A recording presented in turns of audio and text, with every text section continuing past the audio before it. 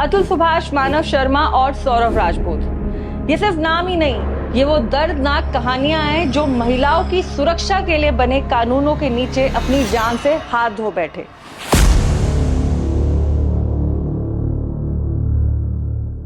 जो महिलाओं की सुरक्षा के लिए बने कानून हैं, क्या वो पुरुषों के लिए अब सजा बन गए हैं, या इनका सिर्फ ये कसूर था कि इन्होंने अपनी बात रखने की सबके सामने हिम्मत की? देखो, मर्दों का सोचो, प्लीज सोचो। अरे मर्दों के बारे में कोई तो बात करे, मर्दों के बारे में कोई तो बात करे, बेचारे बहुत अकेले हैं। आज हम उन कानूनों की सच्चाई को एक्सपोज करेंगे जो न्याय को हथियार बनाने की बजाय अपने पर्सनल एजेंडा और बदले का जरिया बना रहे हैं। मैंने मानव को अभिषेक के बारे में शादी से पहले बताया था, बट हुआ ये कभी नहीं बताया था। ये शादी के बाद बताया, वो भी उसकी कई बार पूछने पे, क्योंकि मैं डर गई थी कि मानव को खो ना दूं। क्या वाकई ये कानून सुरक्षा दे रहे हैं या सोसाइटी को एक नए खतरे की तरफ ले जा रहे हैं? इसका कारण अगर मैं आपको बताऊंगा तो ये है कि क्योंकि न्याय जब तक अधूरा है, जब तक विक्टिम की आवाज को न्याय ना मिले। आज हम उन सवालों के जवाब जानने की कोशिश करेंगे जिसको समाज अब तक टाल रहा है। आखिर क्या हमारी न्यायपालिका सचमुच बहरी हो गई है या वो ना सुनने का नाटक कर रही है?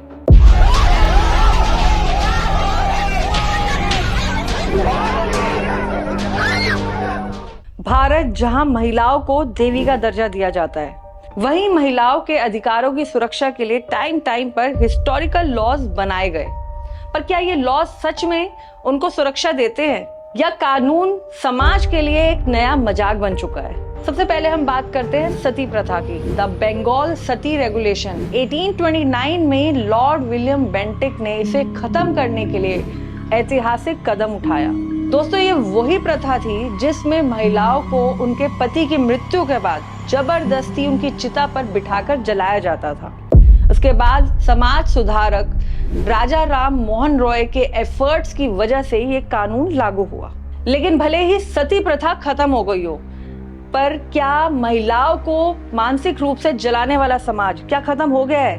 ये एक सवाल है जो हमें सोचने पर मजबूर करता है। अब हम बात करते हैं बाल विवाह के बारे में। द चाइल्ड मैरिज एक्ट 1929 में हरबिलास शारदा ने इस कुसंस्कृति को खत्म करने के लिए बीड़ा उठाया। उन्होंने शारदा एक्ट करके इस कानून को लागू किया, जिसमें लड़कियों की एज मिनिमम 14 और लड़कों की 18 साल सेट की गई। इसके बाद हमें 1970 में बाल विवाह केसेस में हमें 60% गिरावट देखने को मिली। बट लेकिन आप जानते हैं कि आज भी ग्रामीण इलाकों में ये प्रथा छुप छुप के चल रही है। अब हम बात करते हैं दहेज प्रथा निषेध अधिनियम। द डॉरी प्रोहिबिशन एक्ट 1961 के तहत जवाहरलाल नेहरू की सरकार की तरफ से ये लागू किया गया था। इसका मेन एम था डॉरी जैसी कुप्रथा को समाप्त करना, जिसकी वजह से हजारों महिलाओं की जिंदगी बर्बाद हो रही थी। लेकिन ये एक्ट आज विवाद में आ गया है। नेशनल क्राइम रिकॉर्ड्स ब्यूरो के अकॉर्डिंग 40% दहेज के केस फॉल्स हैं, जिसमें झूठे आरोपों के तहत पुरुष और पुरुष के परिवार को मेंटल टॉर्चर और समाज से बहिष्कार सहना पड़ता है। अब हम बात करते हैं protection of women's from domestic violence act, यानी कि घरेलू हिंसा का कानून। ये कानून यूपीए सरकार द्वारा लागू किया गया था। इसका मेन उद्देश्य था महिलाओं के साथ घरेलू हिंसा और अत्याचारों से उनको बचाना। लेकिन कमाल की बात यह है कि 2020 में कंट्रोवर्सी का सबसे बड़ा मुद्दा बन गया। 2020 में 25% डोमेस्टिक वायलेंस एक्ट के जितने भी केसेस थे उनको फॉल्स माना गया। उनमें कोई एविडेंस ही नहीं मिला। इसका मतलब है कि घरेलू हिंसा कानून का कई बार अपना पर्सनल एजेंडा निकालने के लिए यूज किया गया, और ऐसे लाखों केसेस आपको देखने को मिल जाएंगे। अब सवाल ये उठता है कि जब ये कानून हमारी महिलाओं की सुरक्षा के लिए बनाए गए थे, तो इनका दुरुपयोग हमारी सोसाइटी को कमजोर नहीं कर रहा।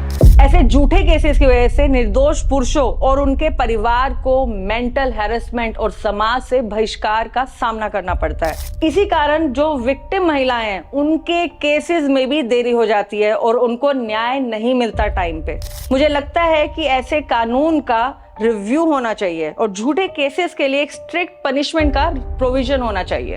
फास्ट ट्रैक कोर्ट्स को भी इस पर ध्यान देना चाहिए और ऐसे फॉल्स केसेस का निपटारा जल्द से जल्द करना चाहिए। सिर्फ संविधान की किताब उठाने से संविधान की रक्षा नहीं होगी और कानून में सुधार होने बेहद जरूरी हैं, खासकर महिलाओं के कानून में।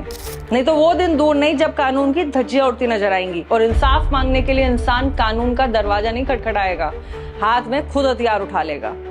मैं सरकार से अनुरोध करती हूँ कि जितने भी पेंडिंग केसेस हैं उनका जल्द से जल्द निपटारा करें। जय हिंद।